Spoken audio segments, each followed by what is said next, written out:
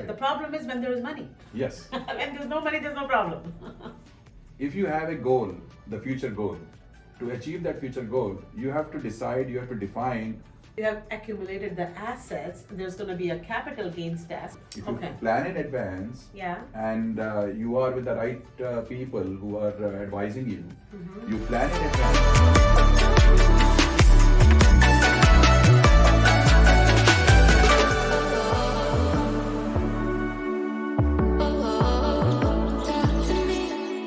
I'll be bringing each week a different guest with all the answers that you have the questions for.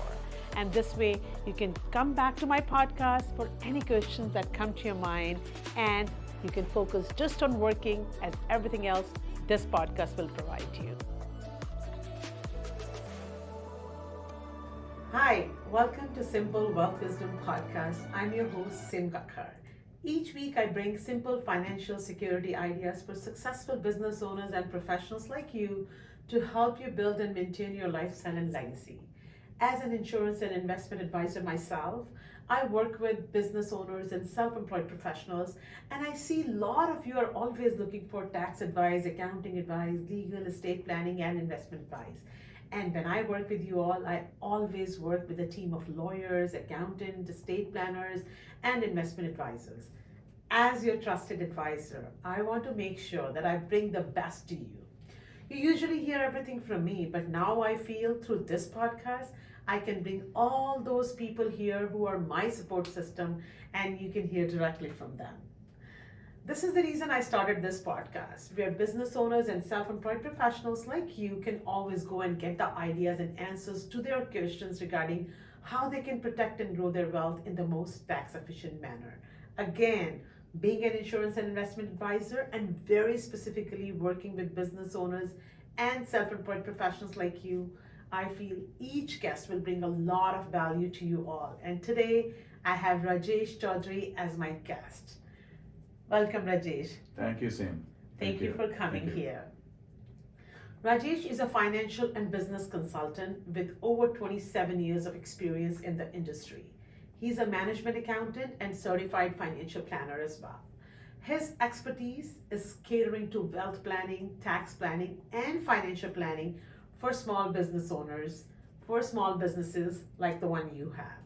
He specializes in tax saving using the most tax efficient structures for business owners and self-employed professionals, including trust formations. Wow, that is wonderful. Yeah. Rajesh, a lot of people have used the word trust. They have heard it, but it's very complicated in their head. They always think that, my friend, they have done it. What is trust? And they come to me as well. So I'm so happy to have you here, where you can answer so many questions that the viewers have, the business owners have.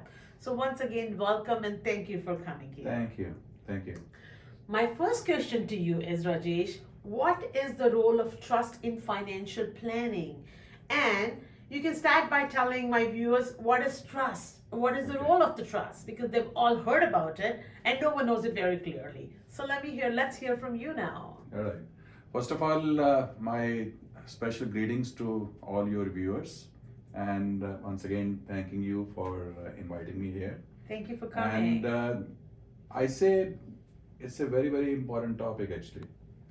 And the trust formation, and before that, let me define what the trust is.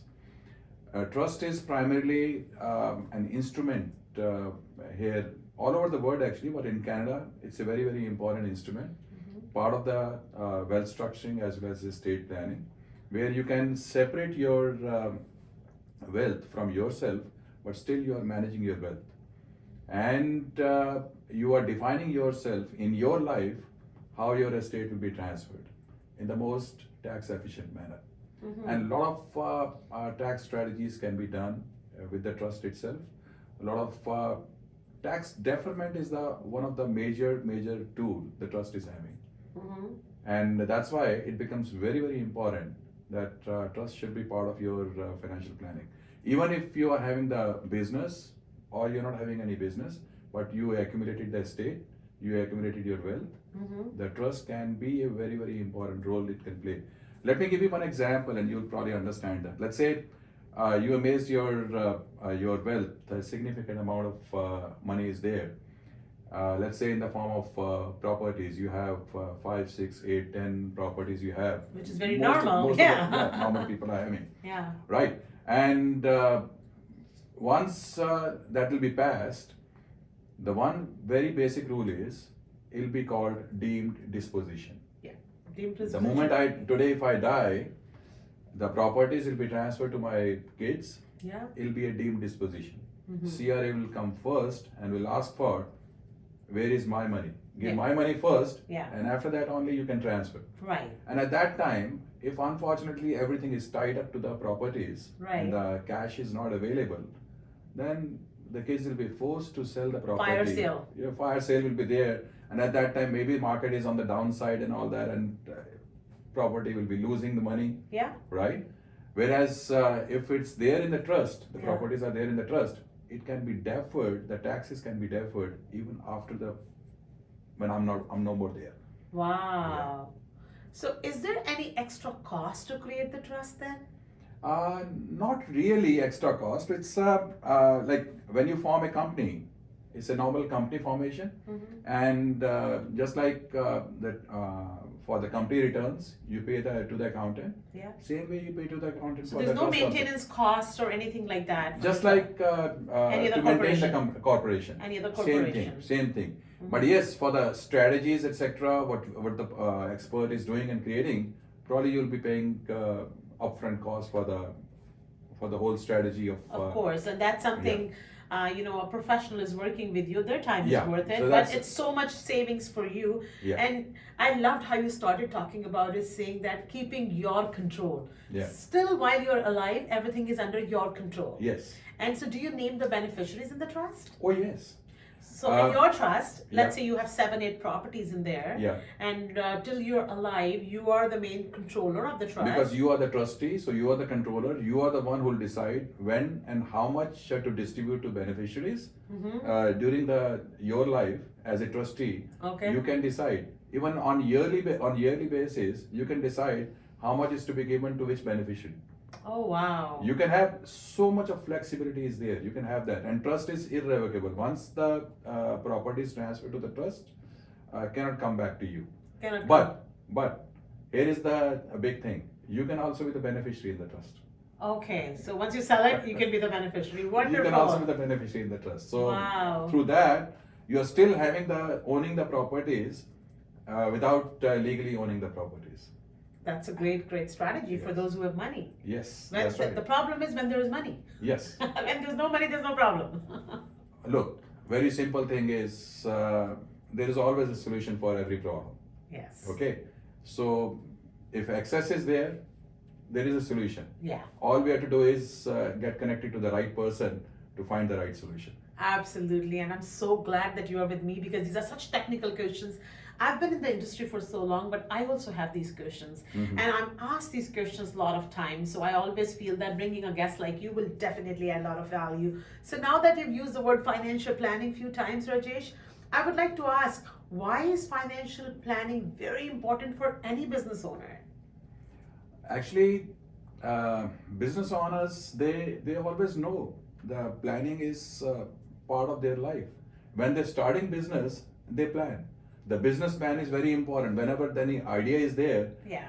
see, the simple thing is, if you have a goal, the future goal, to achieve that future goal, you have to decide, you have to define what process it is, and what time frame you'll be doing it at, and it's all planning. Yeah. Same is the situation in case of financial planning also. I call it, it's a planning of life.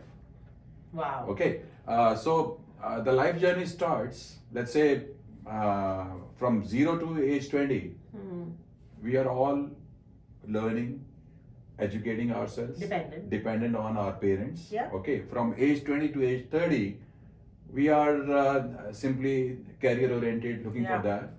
From age 30 to age 60 is a time when we are earning most. But this also is the time we are accumulating the assets. Yeah. This also is the time where our liabilities are most. Yes. The highest amount of liability is there. Yeah. Okay. So we have two objectives. One, that we have to manage those liabilities. Yeah. And two, we have to build for ourselves, because from age 60 to age 80, 85, whatever is the life, at that time, my earning will go down to almost zero. Yeah.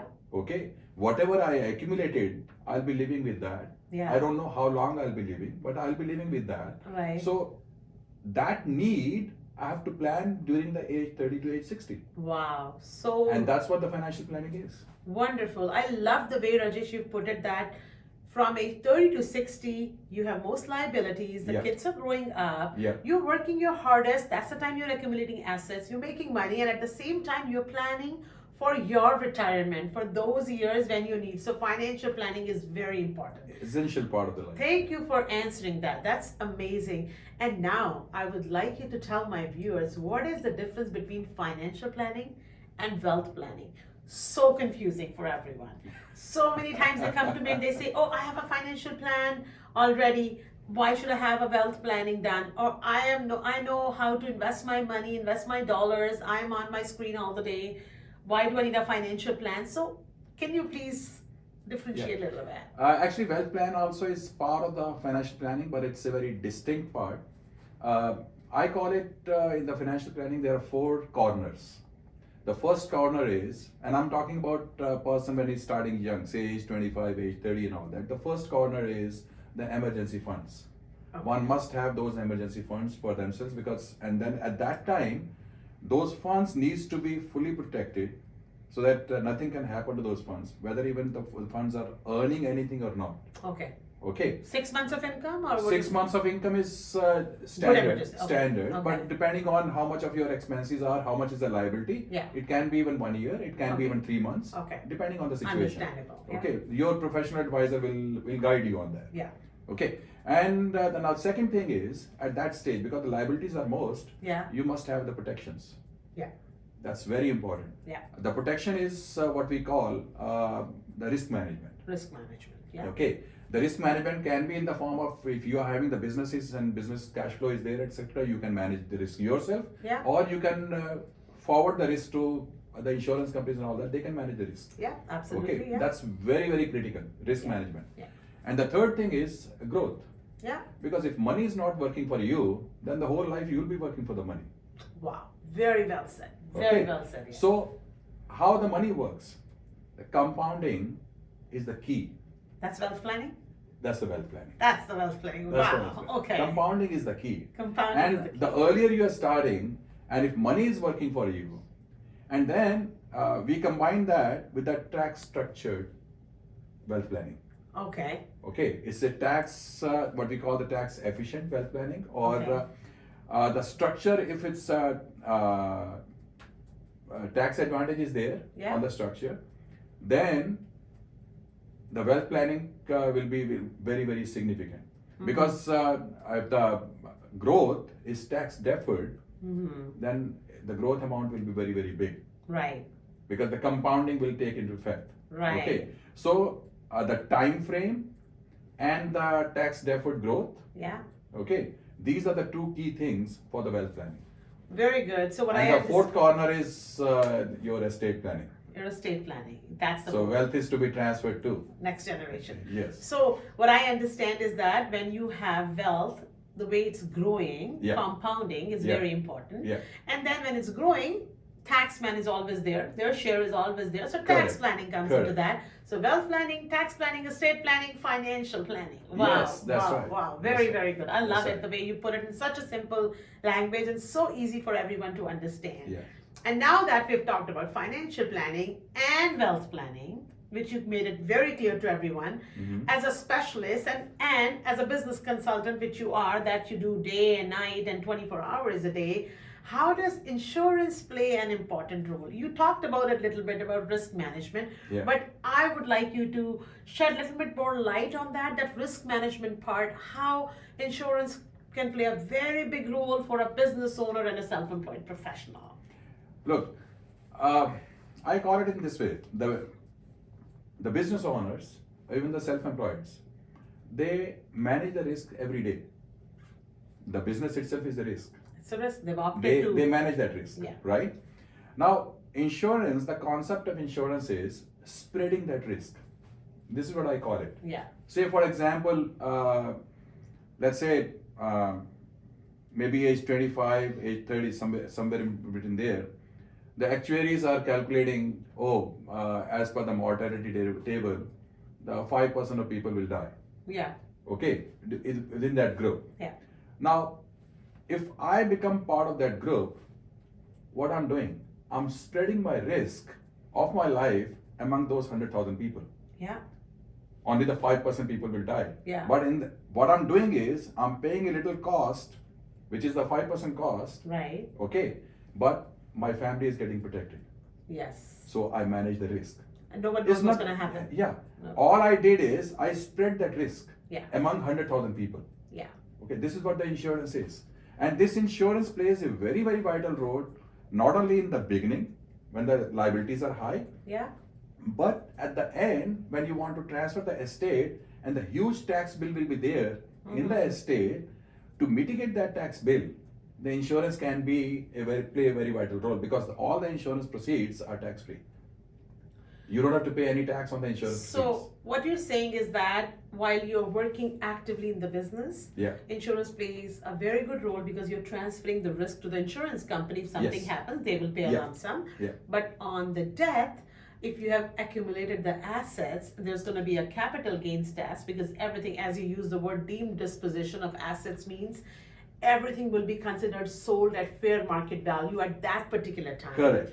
And those assets will be taxed. So CRA will say, I need my share. Yeah. And again, as you mentioned in the last question, that family will have to do the fire sale at a low Correct. market. Correct. Instead of doing that, insurance can pay for the death benefit proceeds, Correct. and that money can be used to pay CRA Yeah. for the capital gains tax. Wow, you've related everything so Now, well. another situation can be there for businesses, which is also very, very important. And that situation is, let's say you're the business owner, Yeah. you have two partners, Yeah. okay? Those two partners together, they are having their own risk. They Yeah. have to protect their families, both Yeah. the partners, Yeah. right? Yeah. But the business is one. Business Okay. is one. Yeah. So let's say one partner dies, the family needs that protection. Yeah. The other partner doesn't want to deal with the family. What to do in that situation? Has to buy. The yeah. other partner doesn't have the money to pay out the family, Yeah. or the business doesn't have the money to pay out the family. Insurance plays a very important role at that time. Both the partners can have the insurance where the corporation is the beneficiary. Yeah. If one partner dies, the insurance proceeds can be paid to the family and the corporation can run. Yeah. Such a simple strategy, Yeah. but it's a very, very effective strategy, and very, very tax efficient strategy also. Very tax. We call it buy-sell agreements can be done, etc., and things can move accordingly. Yeah. Absolutely, and that is very important. And you've put it so simply for any business owner to understand that why this is so important. If there are partners, then also it's very important. And if there's no partners, they're all alone, there can be key man insurance Absolutely. to replace them in Yeah. case something untimely happens to Yeah. them. So I love that. Very well answered once again, Rajesh.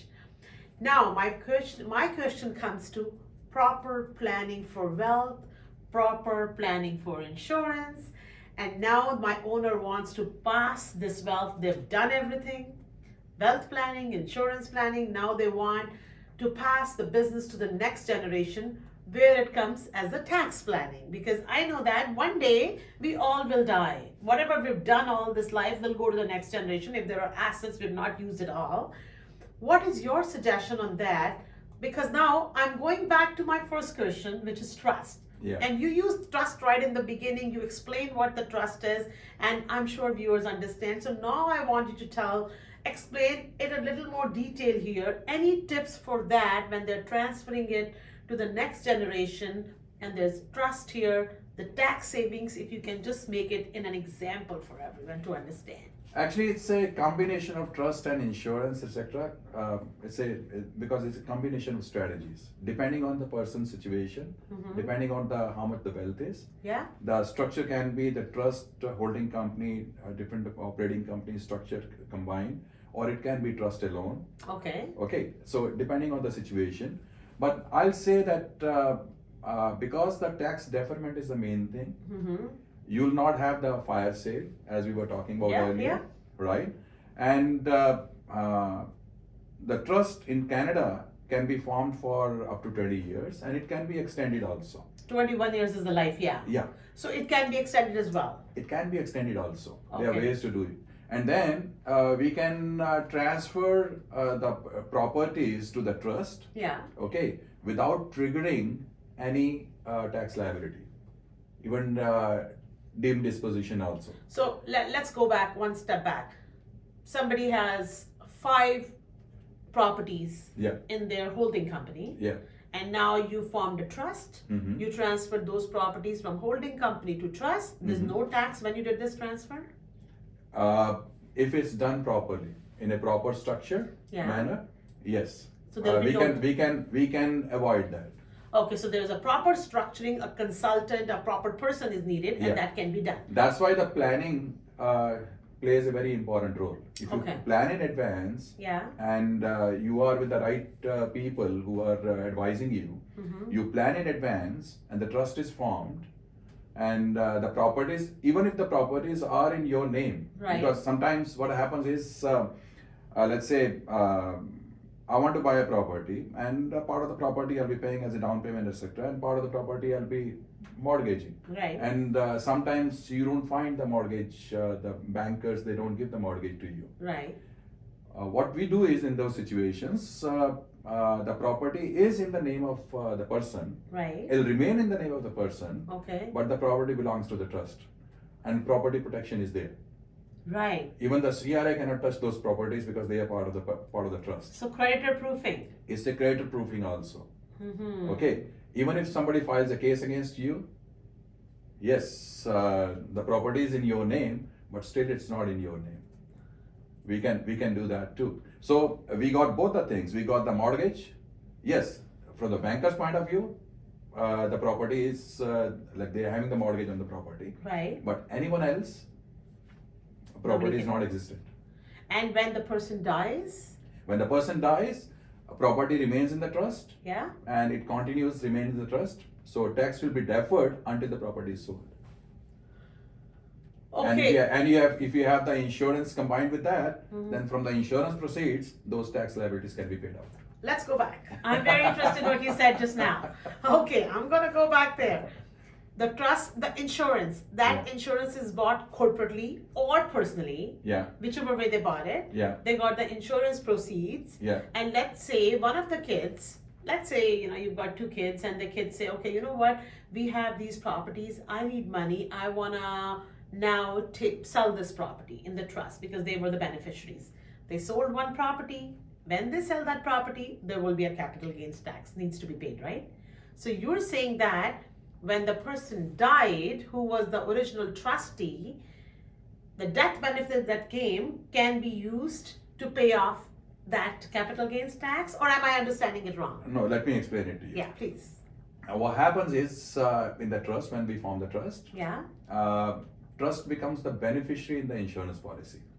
Okay, trust is the beneficiary. Okay, that's where. Trust is the okay. beneficiary in the insurance policy. In case of death, the benefit goes to the trust, Okay.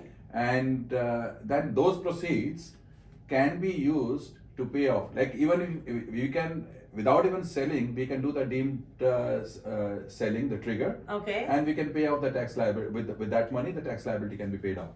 So the your adjusted cost base can go high. Uh-huh.